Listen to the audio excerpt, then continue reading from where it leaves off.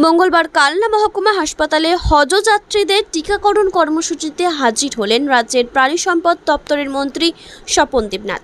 প্রতি বছরই হজে যাওয়ার পূর্বে হজ যাত্রীদের টিকাকরণ কর্মসূচি অনুষ্ঠিত হয় বিভিন্ন হাসপাতালে।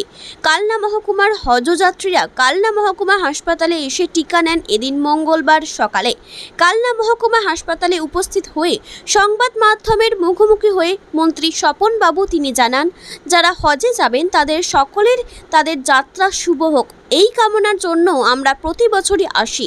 আজকের দিনেও এসে তাদের শুভেচ্ছা জানানোর পাশাপাশি তাদের টিকাকরণ কর্মসূচিতে অংশগ্রহণ করেছিলাম।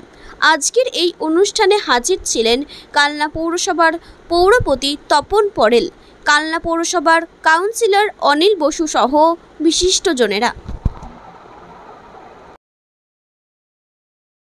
হজ যাত্রীদের ভ্যাকসিন দেওয়া হয় সরকারিভাবে। আজকে বর্ধমান মেডিকেল কলেজেও শুরু হলো, কাটোয়া হাসপাতালেও হয়েছে, আমাদের কালনা মহকুমা হাসপাতালেও হয়। যারা হজ যাত্রী আছেন তাদের আমরা শুভেচ্ছা জানাই এবং তারা ভ্যাকসিন দেবেন। এরপর তো জানেন মুখ্যমন্ত্রী ফার্স্ট টাওয়ার তৈরি করেছেন কলকাতা, ওখানে থাকা হয়।